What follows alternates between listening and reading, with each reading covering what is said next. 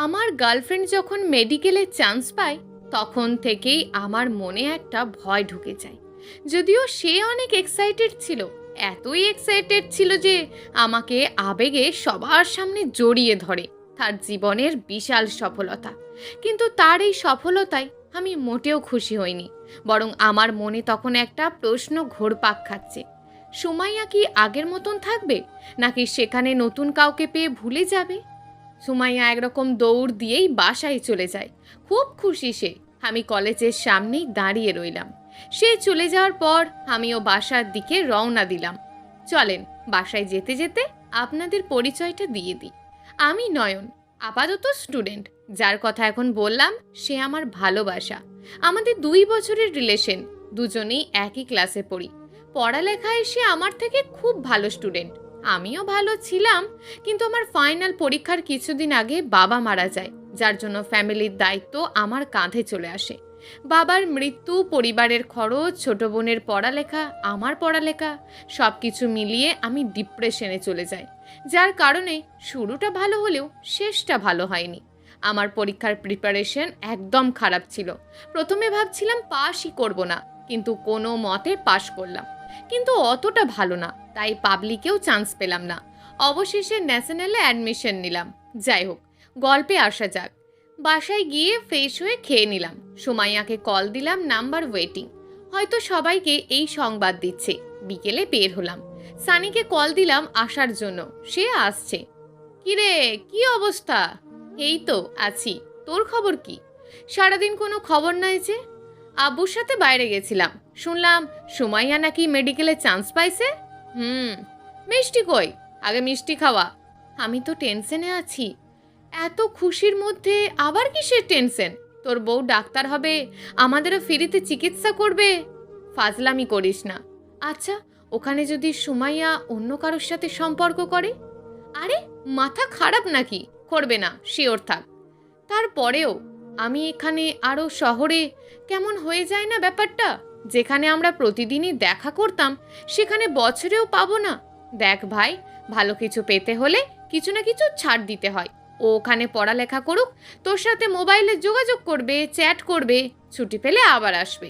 সমস্যা কি? তারপরেও আরে ধুর, বাদ দে, চল চা খাবো। তারপর আমরা চা খেতে চলে যাই। সেদিন রাতেও সুমাইয়ার সাথে অনেকক্ষণ কথা হলো। আমার যে একটা ধারণা ছিল সেটা বোধহয় ভুল।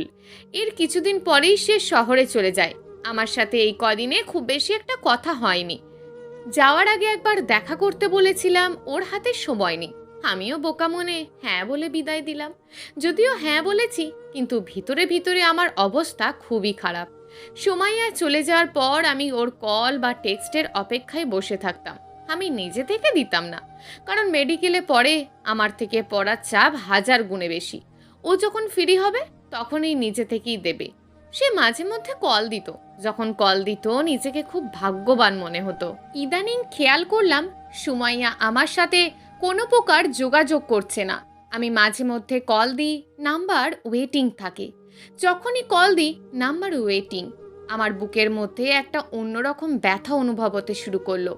সারা দিন অনলাইনে থাকে, কিন্তু আমি মেসেজ দিলে সিনও করে না। যদিও 1 ঘন্টা পর পর রিপ্লাই দেয়।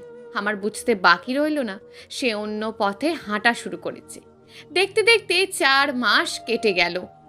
গত 1 মাস ওর সাথে আমার মাত্র একবার কথা হয়েছে, তাও 2 মিনিট। একদিন রাস্তা দিয়ে হাঁটছি, এমন সময় ওর চাচাতো ভাইয়ের সাথে দেখা। কিছুক্ষণ কথা বলার পর সে বলল সুমাইয়া নাকি বাড়িতে এসেছিল, 3 দিন ছিল, আবার চলে গেছে। ওর কথা শুনে আবারও বিশাল আকারের একটা শক খেলাম। বাড়িতে আসলো, অথচ একবার দেখাও করলো না।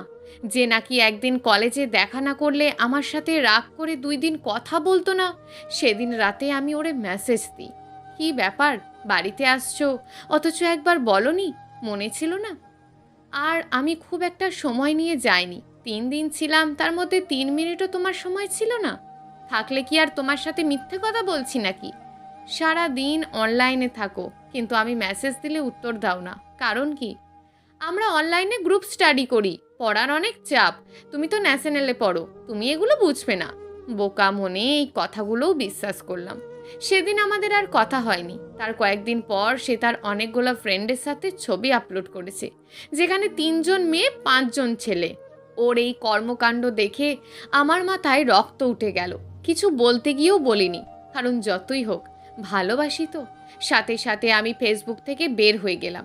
সে আমাকে কথা দিয়েছিল কখনো নিজের রিয়েল পিক আপলোড করবে না, অন্য কোনো ছেলের সাথে রিলেশন তো দূরে থাক, ফ্রেন্ডশিপও করবে না। আমিও ওরে ওয়াদা করেছিলাম আমিও কোনো মেয়ের সাথে ফ্রেন্ডশিপ করব না। আমার ফ্রেন্ডও সে, গার্লফ্রেন্ডও সে, বউও সে, আমার সব কিছু জুড়েই সে আছে। এর মাঝে আমি ওরে অনেক গভীর রাতে অনলাইন দেখার পর নাম্বারে কল দিলাম, নাম্বার ওয়েটিং। বেশ কয়েকবার কল দিলাম, বারবার ওয়েটিং। 12টা থেকে 2টো পর্যন্ত ট্রাই করলাম, নাম্বার ওয়েটিং। তারপর একটা টেক্সট করলাম, একটু কথা বলবো তোমার সাথে। 1 ঘন্টা পর রিপ্লাই দিল সে নাকি পড়ছে। আমিও আর দ্বিতীয়বার টেক্সট করিনি। এর কয়েকদিন পর সে আবার অনেকগুলো ছবি আপলোড করলো, যেখানে একটা ছেলের সাথে খুব কাছাকাছি অবস্থায় আছে। ছেলেটা ওর কাঁধে ভর দিয়ে বিভিন্ন স্টাইলে ছবি তুলেছে। 4-5টা ছেলের মাঝে সে একাই একটা মেয়ে। ছবিগুলো দেখে আমার শরীর কাঁপতে শুরু করলো। সাথে সাথে ওরে কল দিলাম, নাম্বার ওয়েটিং। আমিও বারবার কল দিতে লাগলাম। কয়েকবার দেওয়ার পর সে কল ব্যাক দিল। কল দিয়ে আমার সাথে গরম ব্যবহার। কি ব্যাপার, তোমার প্রবলেম কি? এতবার কল দিচ্ছ কেন? তুমি এগুলো কি শুরু করেছো? কি করেছি আমি? তোমাকে না বলেছি ওই ছেলেগুলোর সাথে মিশবে না, পর্দায় থাকবে, কিন্তু তুমি ওর সাথে কি করো? ছেলেটার সাথে তোমার সম্পর্ক যে তোমার গায়ে পর্যন্ত হাত দেয়। আমার লাইফ আমি যা ইচ্ছে তাই করব, তাতে তোমার কি? আমার কি মানে? দেখো সুমাইয়া, যেগুলো আমি লাইক করি না ওগুলো করবে না, বারবার বল। পুরো কথা শেষ করার আগে কল কেটে দিল। আবার কল দিলাম, কিন্তু নাম্বার বিজি, আমাকে ব্লক করে দিয়েছে। আমার পুরো শরীর কাঁপছে। সাথে সাথে শানি আর আয়মানকে কল দিলাম, ওদেরকে আমার সাথে দেখা করতে বললাম। কিছুক্ষণ পর ওরা আসলো। কি রে, কি হয়েছে? হঠাৎ এত জরুরিভাবে আসতে বললি, কি হয়েছে বল? আমি পুরো বিষয়টা ওদেরকে বললাম। হয়তো ফ্রেন্ড হবে, এখানে এত রিয়েক্ট করার কি আছে? আমি বললাম, তোর মোবাইলে দেখ ওর ছবিগুলো, তাহলেই ক্লিয়ার হয়ে যাবে। আর ফ্রেন্ড হলে সেই বিষয়টা আমাকে বুঝিয়ে বলতে পারতো, এভাবে ব্লক কেন দেবে? আচ্ছা, ছেলেটার সাথে আবার রিলেশনে জড়িয়ে যায়নি তো? দেখ, এগুলো বলিস না, আমার মাথা ঠিক থাকবে না। একটা কাজ কর। কি? চল আমরা শহরে যাই, আমরা ওখানে গিয়ে দেখব কি করে। সুমাইয়া কি করে নিজের চোখে দেখে আসবো, ওরে হাতে নাতে গিয়ে ধরবো, তাহলেই সব ক্লিয়ার। ওখানে সে আর আমাদের সাথে চালাকি করতে পারবে না। যাওয়া কি ঠিক হবে? আরে চল, আমার আন্টির বাসা আছে, আমরা একদিন আগে যাব, রাত ওখানে থেকে পরদিন সুমাইয়াদের ক্যাম্পাসে যাব। ওর ঠিকানা জানিস তুই? না। তাহলে কেমন করে কি করবি? সুমাইয়ার একটা বোন আছে না, সামিয়া, ওর থেকে নিয়ে নে। সে কি দেবে? হ্যাঁ দেবে। আমাদের রিলেশনের ব্যাপারে ও সব জানে, আমার সাথে মাঝে মাঝে কথা বলতো। তাহলে তো হয়েই গেল, তুই ঠিকানার ব্যবস্থা কর, বাকিটা আমরা দেখছি। এরপর আরও কিছুক্ষণ কথা বলে ওরা চলে গেল। রাতের বেলা সুমাইয়াদের বাসার নাম্বারে আমি কল দিলাম। আমি টেনশনে ছিলাম, কল যেন আন্টি না ধরে। সামিয়া কল ধরলে ভালো হতো। কিছুক্ষণ পর সামিয়াই কল ধরলো। আমি ওর সাথে কথা বললাম। অনেকক্ষণ শুভেচ্ছা বিনিময় করে ওর বোনের সাথে সব কথা জানালাম। সামিয়াও আপসেট হয়ে গেছে। আমি সানিয়ার থেকে ঠিকানা নিলাম এবং এটাও বললাম যাতে সুমাইয়াকে না বলে। রাতের বেলা আমি সানি আর আয়মানকে কল করে বললাম, সানি বলছে পরের দিন যাওয়ার জন্য। আমিও ঘুরে আম্মুকে ইনিয়ে বিনিয়ে বুঝিয়ে ঠিকঠাক করলাম। পরের দিন সকালে আমি, সানি আর আয়মান শহরের উদ্দেশ্যে রওনা দিলাম। বাস চলতে শুরু করলো। পথ যে শেষ হচ্ছে না। 4 ঘন্টা পর আমরা ওখানে পৌঁছালাম। সেদিন আয়মান আন্টির বাসায় আমরা গিয়ে থাকলাম। পরের দিন সকালে আমরা রেডি হয়ে সুমাইয়াদের ক্যাম্পাসের উদ্দেশ্যে রওনা দিলাম। একটা রিক্সা নিলাম। কিছুক্ষণ পর ওখানে গিয়ে পৌঁছালাম। আমি ভাবছি হয়তো আমাদের ক্যাম্পাসের মতন সবাই ভিতরে যেতে পারবে, কিন্তু দারোয়ান আমাদের যেতে দিল না। বাইরে কিছুক্ষণ দাঁড়িয়ে রইলাম। এক এক করে কেউ আসছে, কেউ যাচ্ছে, কিন্তু সুমাইয়ার কোনো ছায়া নেই। আমরা বাইরের একটা ক্যান্টিনে গিয়ে বসলাম। বসতে বসতে প্রায় দুপুর হয়ে গেছে। আমি বারবার ঘড়ির দিকে তাকাচ্ছি, মনে হচ্ছে কিছুতেই সময় যাচ্ছে না। প্রায় 2টার সময় স্টুডেন্টগুলো আবার বাহির হতে শুরু করলো। আমরা 3জনই খুঁজছি। কিছুক্ষণ পর দেখলাম সুমাইয়া আসছে। সাদা অ্যাপ্রন পরা, আমি তাড়াতাড়ি ওর দিকে যাব, এমন সময় সানি আমার হাত ধরে ফেলে। আগে দেখ ও কি করে, তারপর যাবি। আমরা ওদের পিছু নিলাম। সুমাইয়া আর সাথে 2টা মেয়ে, বাকি 5 জন ছেলে। ওরা বাইরের একটা রেস্টুরেন্টে গেল। আমরা বাহির থেকে নজর রাখলাম। দেখলাম সুমাইয়া ওয়াশরুমে গিয়ে ড্রেস চেঞ্জ করে ফেলেছে। ইচ্ছে করছে থাপ্পড় দিয়ে সবকটা দাঁত ফেলে দিই। ওরা খাওয়ার অর্ডার করলো। দেখলাম সুমাইয়া আর ওই ছেলেটা একটা ড্রিঙ্কসের মধ্যে দুজনে খাচ্ছে। ওদের এই অবস্থা দেখে আমি আর স্থির থাকতে পারিনি, সোজা ভিতরে চলে গেলাম। গিয়েই ঠাস করে একটা চর বসিয়ে দিলাম ছেলেটার গালে। সানি আর আয়মান দৌড়ে আমাকে গিয়ে ধরলো। সুমাইয়া অগ্নি চোখে আমার দিকে তাকিয়ে রইল, সাথে সেও আমাকে একটা চর বসিয়ে দিল। তুমি এই কাজ করতে পারলে? তোর সাহস কি করে হয় ওর গায়ে হাত তোলার? তোর কোনো যোগ্যতা আছে? আমার সাথে এতদিন রিলেশন করে, এত স্বপ্ন দেখিয়ে অন্য একটা ছেলের সাথে এগুলো করতে লজ্জা করে না তোমার? তোর সাথে কিসের রিলেশন করব? তোর যোগ্যতা আছে আমার মতন মেয়ের সাথে রিলেশন করার? যা, নিজের মতন কাউকে খুঁজে নে। নিজেকে কখনো আয়নায় দেখেছিস? দেখো সুমাইয়া, এটা কিন্তু... তুই চুপ কর চামচা কোথাকার। আমি বললাম, রিলেশন রাখবে না এটা বললেই পারতে, এত নাটক করার কি আছে? তোরে আমি অনেকভাবে বুঝিয়েছি। তোরে বোঝানোর জন্য আমি এফবিতে ছবি পোস্ট করি, তোর কল ধরি না, তোর মেসেজ সিন করি না। এরপরও যদি না বুঝিস, তোর থেকে গর্ধবার কেউ নেই। আমি বললাম, হ্যাঁ ঠিকই বলেছ, আমি আসলেই গর্ধব, আসলেই বোকা। সেজন্য তোমাকে এত ভালোবেসেছিলাম। দেখ, তোর এই ন্যাকামো দেখার টাইম নেই। এখান থেকে যা, না হলে ওদেরকে দেখেছিস, ওদেরকে দিয়ে এমন মারা মারবো এখান থেকে আর বেঁচে ফিরতে পারবি না। আয়মান আমাকে একটা টান দিয়ে ওখান থেকে বাইরে নিয়ে আসে। তখন মনে হচ্ছিল আমার পৃথিবীতে বেঁচে থাকার কোনো মানেই নেই। মনে মনে ঠিক করলাম সুইসাইড করে ফেলবো। এই জীবন রাখার চেয়ে মরে যাওয়া অনেক ভালো। সেদিন আমরা আবার বাড়িতে চলে আসি। বারবার সুমাইয়ার কথাগুলো কানে বাজতে লাগলো। কিভাবে পারলো সে এই কাজ করতে? অথচ আমাকে স্পর্শ করে কসম খেয়ে বলেছিল সেদিন কখনো ছেড়ে যাবে না। আমার মতিগতি দেখে সানি আর আয়মান বুঝে গেছে হয়তো আমি খারাপ কিছু করে বসবো। রাতের বেলা ওরা দুজন আমার বাসায় আসে, তারপর আমাকে বাইরে নিয়ে যায়। দেখ, তোর সাথে যেটা হয়েছে সেটা সান্ত্বনা দেওয়ার মতন ভাষা আমার নাই, কিন্তু এমন কিছু করিস না যাতে পুরো লাইফ শেষ হয়ে যায়। তোর ফ্যামিলি এখন তোর ওপর নির্ভরশীল। ছোট ভাই আছে, ওর পড়ালেখার খরচ, ফ্যামিলির খরচ, তোর মা আছে। এমন কিছু করবি না যাতে করে ওদেরকে কাঁদতে হয়। একটা মেয়ের জন্য কখনো লাইফ থেমে থাকবে না। অন্তত পরিবারের কথা ভেবে হলেও তুই স্ট্রং থাক। সানি বলল, শোন, সুমাইয়া আর কখনো তোর হবে না, এটা শিওর থাক। তুই এমন কিছু কর যাতে ওর বোনকে তুই বিয়ে করতে পারিস। ওর প্রতিশোধ ওর বোনকে বিয়ে করে নিবি। না, এটা পসিবল না। সামিয়া আমাকে ভাইয়ের মতন জানে। জানুক, সমস্যা নেই। দেখ, এগুলো বলিস না, ওদের কাউকেই চাই না। বাদ দে তো, ভালো লাগছে না। আমাদের ওয়াদা কর কোনো খারাপ কিছু করবি না। আমি আবার কি করব? কি করবি জানি না, তবে খারাপ কিছু যাতে না শুনি। আমরা আমাদের কোনো বেস্ট ফ্রেন্ডকে হারাতে চাই না। ওরা আরও কিছুক্ষণ থেকে চলে গেল। আমিও বাসায় গিয়ে শুয়ে পড়লাম। কিছুতেই সুমাইয়ার কথা ভুলতে পারছি না। রাতের বেলা একটা ফেক আইডি দিয়ে ওর প্রোফাইলে গেলাম। পোস্ট দেখেই আমি অবাক, কারণ পোস্টটা ছিল আজ থেকে আপদটা বিদায় হয়েছে। পোস্টটা যে আমাকে মিন করে লিখেছে সেটা আর বুঝতে বাকি রইল না। চোখের সামনে এত কিছু হয়ে গেছে, অথচ বিশ্বাস করতে কষ্ট হচ্ছে। কিভাবে পারলো সে এই কাজটা করতে? এত তাড়াতাড়ি সব কিছু ওলটপালট হয়ে যাবে কখনো কল্পনাই করিনি। যে সুমাইয়া আমাকে ছাড়া কিছু বুঝতো না, আজ সেই আমাকে বলছে আমি আপদ। কত স্বপ্ন ছিল একসাথে বাকি জীবনটা কাটিয়ে দেব, কিন্তু ভাগ্য এতই খারাপ যে এর ধারে প্রান্তেও আমি যেতে পারিনি। আসলেই সত্যিকারের ভালোবাসার কোনো দাম নেই এই পৃথিবীতে। যদি অন্যদের মতন ইউজ করে ছেড়ে দিতাম তাহলে হয়তো ভালো হতো। সানি, আয়মান, সুমাইয়ার বোন সামিয়াকে সব কিছুই বলেছে। সুমাইয়ার এমন আচরণ তার বোনও মেনে নিতে পারেনি। সেদিন সামিয়া আমাকে কল দিয়ে তার বোনের হয়ে সরি বলেছে।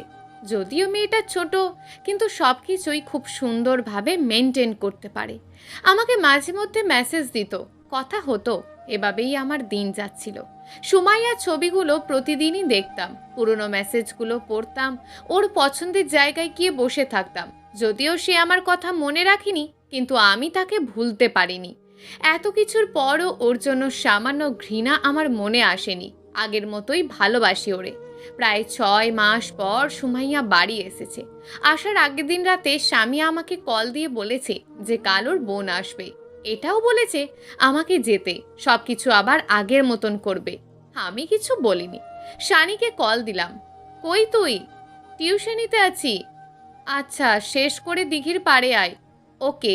আয়মান কি তোর সাথে আছে? না। আচ্ছা, কল দে ওরে। দিচ্ছি। এরপর আয়মানকে কল দিলাম, সে আসলো। এর কিছুক্ষণ পর সানিও চলে আসলো। কি রে, কি হয়েছে? আজকে সুমাইয়া আসছে। কখন? সকালে। তোকে কে বলল? কালকে রাতে সামিয়া কল দিয়েছিল, সেই বলেছে। আবার এটাও বলেছে আমাকে যেতে, সব ঠিকঠাক করে দেবে। তোর মাথা ঠিক আছে? এটা জীবনেও পসিবল না। দেখ, সে তোকে যেই পরিমাণ অপমান করেছে, তার উপর অন্য ছেলের সাথে রিলেশন। এতদিনে হয়তো তারা আরো গভীরে চলে গেছে। তোর যাওয়া মোটেও ঠিক হবে না। হয়তো সেদিনে রেগে গিয়ে এতগুলো বলেছে, মন থেকে নাও তো বলতে পারে। দেখ ভাই, তুই এখনো ভুলতে পারিসনি তাই এগুলো বলছিস, কিন্তু আসল কথা হচ্ছে সে তোকে চায় না। এখন তুই ওর সামনে গেলে নিজেকে আরো ছোট মনে হবে, ওর প্রতি আবারও দুর্বলতা কাজ করবে। নিজের মতোই থাক, এই কাজ আর করিস না। এভাবে আরও কিছুক্ষণ ওরা আমাকে বিভিন্ন যুক্তি দিল, কিন্তু আমার মন কিছুতেই মানছে না। পরে চিন্তা করলাম দূর থেকে একবার দেখে নি, সামনে যাব না।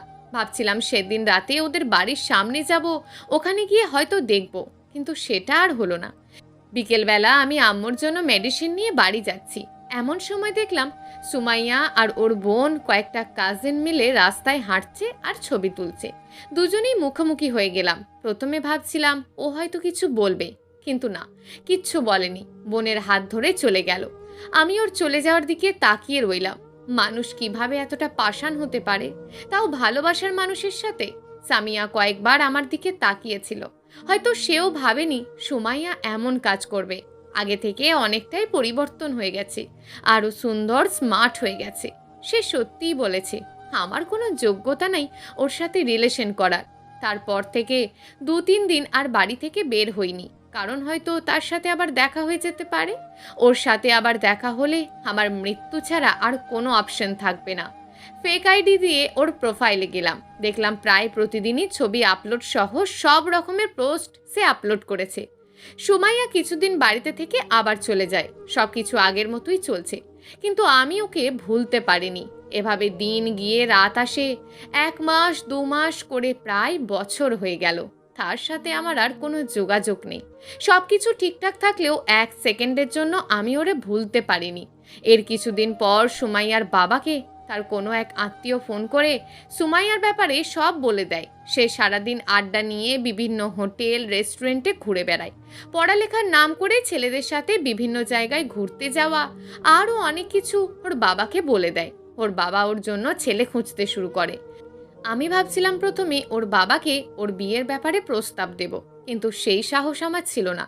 কারণ প্রথমত আমার বাবা ছিল না, টিউশনির টাকায় সংসার চলে।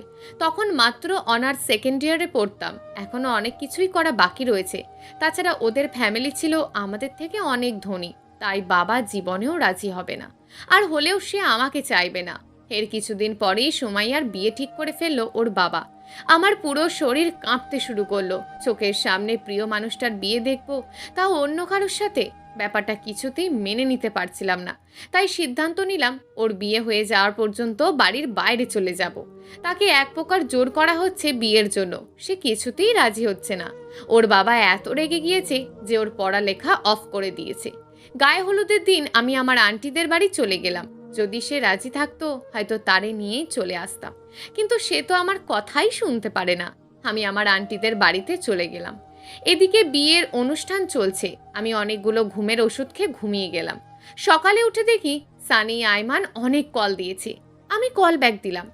কি রে, এত কল দিলি, কিছু হয়েছে? সুমাইয়া কি তোর সাথে? হাজব, আমার সাথে কেন হবে? ওর না বিয়ে? ও বাড়ি থেকে পালিয়েছে, সবাই ভাবছে তুই নিয়ে গেছিস ওরে। পালিয়েছে মানে?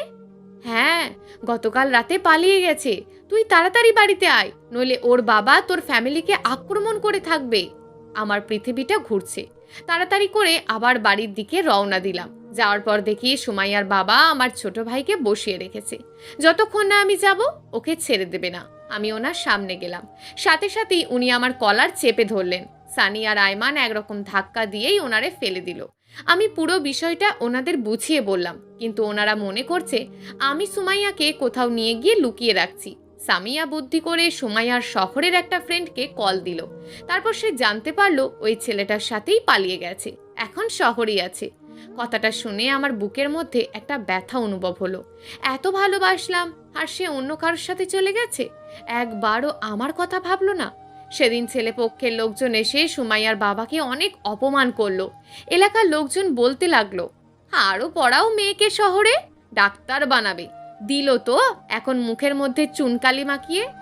এভাবে এক একজন এক একটা কথা বলতে লাগলো। সুমাইয়ার বাবা রোবটের মতন দাঁড়িয়ে সবার সব কথা হজম করলেন। আমার নিজের কাছেও কথাগুলো শুনতে খারাপ লাগছে। আমি আমার ভাইকে নিয়ে বাড়িতে চলে এলাম। বাড়িতে যাওয়ার পর দেখি আম্মু আগে থেকে পায়চারি করছে। আমাদের দেখে দৌড়ে আসলেন। রাতের বেলা খাওয়ার সময় আম্মু বলল, তোর সাথে আমার কথা আছে। কি কথা বলো? তুই আমার মাথা ছুঁয়ে ওয়াদা কর। আরে কি হয়েছে সেটা তো বলো। আজ থেকে তুই ওই মেয়ের কথা আর মনে রাখবি না। যদিও সে ফিরে আসে, কখনো তাকে ফিরিয়ে নিবি না। ওই মেয়ের জন্য আজ তোর মৃত বাবাকে গালি শুনতে হয়েছে। আমি কি বলবো বুঝতে পারছি না। খাওয়া ছেড়ে উঠে চলে গেলাম। কিছুক্ষণ বাইরে থেকে বাড়িতে চলে আসলাম। সকালবেলা মানুষের চিল্লাচিল্লিতে ঘুম ভাঙলো। উনি যেটা বলেছে সেটা শোনার জন্য আমি মোটেও প্রস্তুত ছিলাম না। সুমাইয়ার বাবা নাকি মারা গেছে, ঘুমের মধ্যেই মারা গেছে। তাড়াতাড়ি ওদের বাড়ির দিকে দৌড় দিলাম। গিয়ে দেখি আসলেই ওর বাবা মারা গিয়েছে। আর ওর মা আর বোনের কান্নাকাটিতে বাড়ির অবস্থা খুবই খারাপ। চারপাশ থেকে লোকজন আসতে শুরু করলো। ওর বাবা প্রভাবশালী লোক ছিল, অনেক পরিচিত লোকজন ছিল। এক এক করে আত্মীয় স্বজন সবাই আসলো। দুপুরেই ওনার শেষকৃত্য সম্পন্ন হলো। আমরাও চলে আসলাম। একটা মানুষ কতটা খারাপ হলে এই কাজ করে? আমার কথা বাদই দিলাম, আমার সাথে তো রিলেশন ছিল, কিন্তু যে বাপ মা এত কষ্ট করে বড় করেছে, মানুষ করেছে, পড়ালেখা করিয়েছে, তাদের কথা একবারও চিন্তা করলো না। স্বার্থপরের মতন এভাবে চলে গেল। ওর প্রতি এখন ভালোবাসা না, ঘৃণা জন্ম নিচ্ছে। এভাবে কিছুদিন চলে গেল। সুমাইয়ার আর কোনো খবর নেই, কিন্তু ওরে এখনো ভুলতে পারিনি। যখন একা থাকি ওর কথাই মনে পড়ে। এভাবে দিন গিয়ে বছর। সামিয়ার সাথে মাঝে মধ্যে আমার কথা হতো। সুমাইয়ার মাও নাকি অসুস্থ। ওর বাবার কথা চিন্তা করে কান্না করে আমি মাঝে মধ্যে ওদের বাড়িতে যেতাম।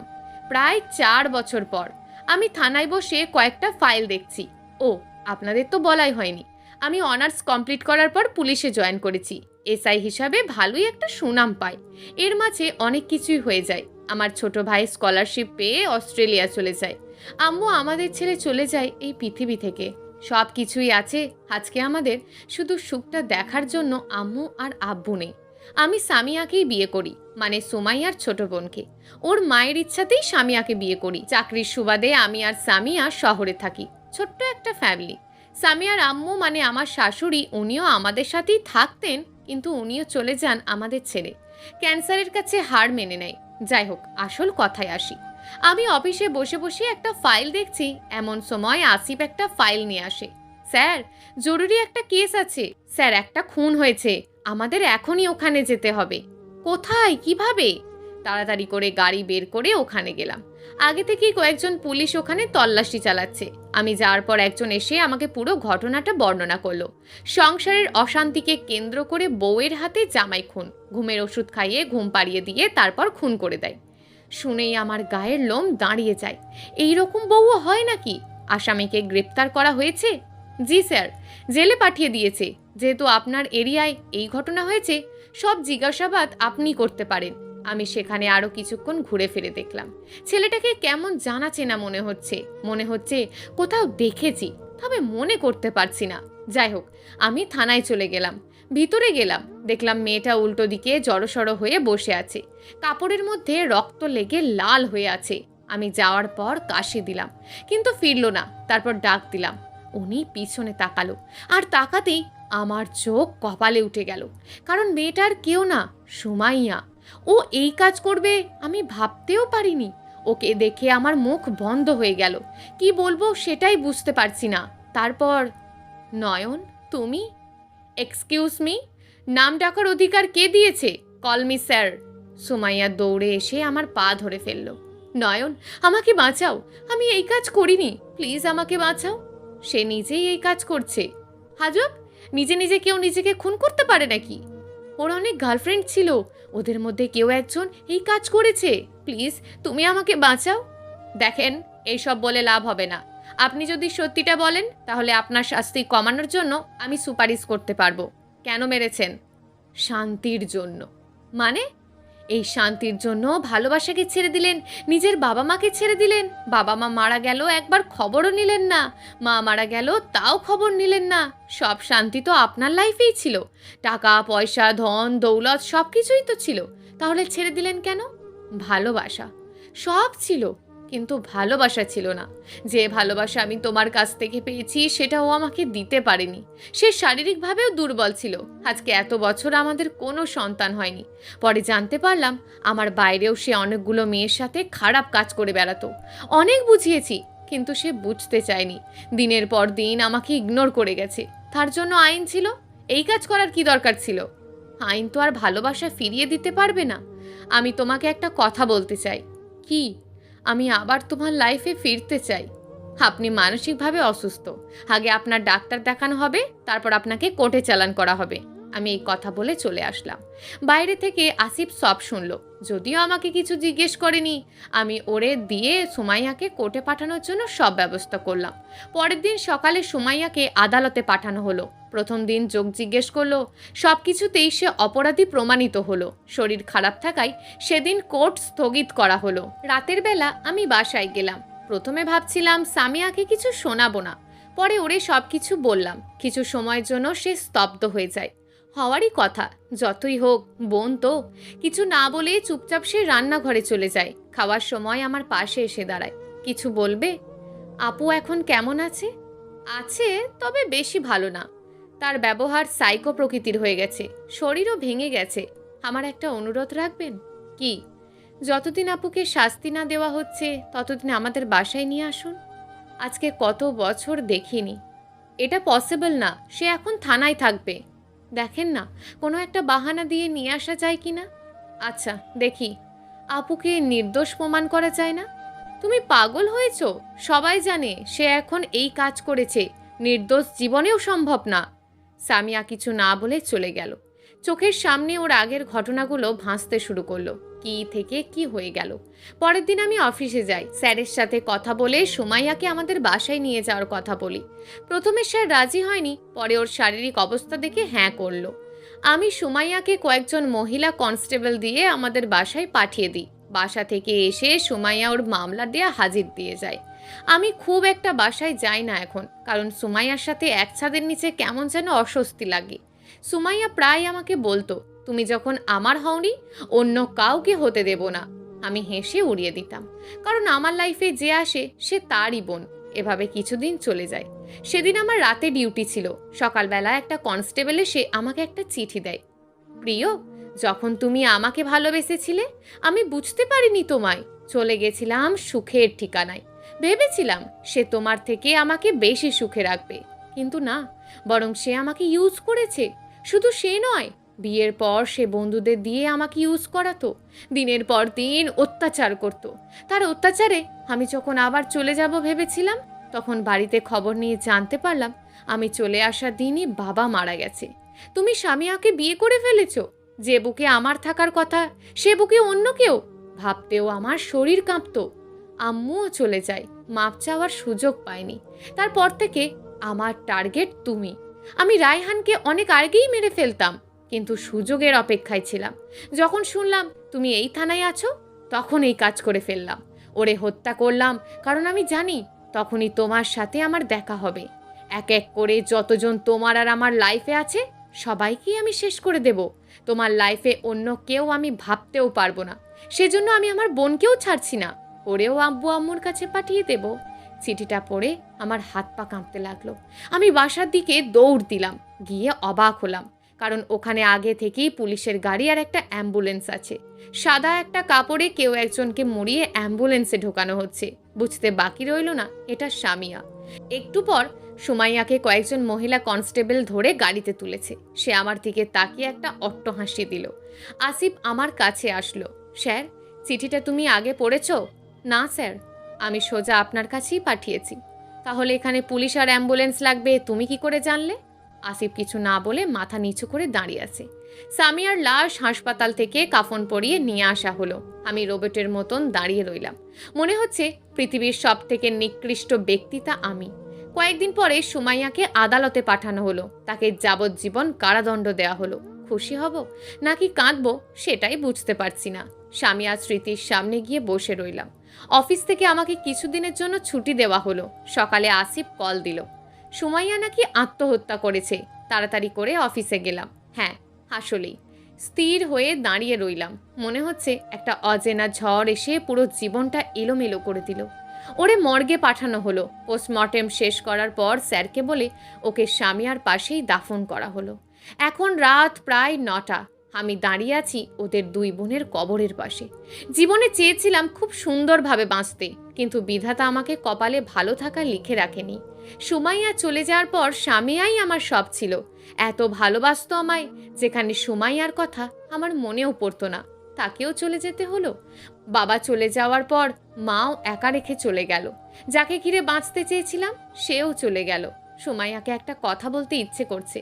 গায়ের রং সুন্দর হলে মানুষ সুন্দর হয় না। অনেক টাকা থাকলেও মানুষ সুখী হয় না। হয়তো আমি কালো ছিলাম, গরিব ছিলাম, কিন্তু আমারও সুন্দর একটা মন ছিল। ওর প্রতি ভালোবাসা, শ্রদ্ধা, সম্মান সব ছিল। শুধু সেই ছিল না। টাকা থাকলেই সব সুখ পাওয়া যায় না। সুখ পেতে হলে মন লাগে, ভালোবাসা লাগে। জীবনের জন্য একা করে সবাইকে নিয়েই সে চলে গেছে। আসলেই সে ঠিক বলেছে। আমার লাইফে অন্য কাউকে সে সহ্য করতে পারবে না, সেজন্য নিজের বোনকেও ছাড়েনি। এই মিথ্যে অভিনয়ের পৃথিবীতে আর কাউকে নিয়ে বাঁচতে চায় না, চায় না কারোর লাইফে জড়াতে। বাকিটা জীবন না হয় একাই কাটিয়ে দেব ওদের কথা স্মরণ করে। থাকুক না কিছু ভালোবাসা অসমাপ্ত হয়ে, কিছু ভালোবাসা অবহেলিত হয়ে। আমি তো জানি আমি কেমন ভালোবেসেছিলাম। সারা জীবন না হয় ওভাবেই বেসে যাব। প্রিয় দর্শক, এই গল্পটা আপনাদের কেমন লাগলো তা অবশ্যই একটি কমেন্ট করবেন। আর যদি গল্পটা আপনাদের ভালো লেগে থাকে তাহলে ভিডিওটিতে একটি লাইক করে দেবেন এবং এই ধরনের ভিন্ন স্বাদের গল্প শোনার জন্য চ্যানেলটিকে অবশ্যই সাবস্ক্রাইব করে আমাদের সঙ্গে যুক্ত থাকুন।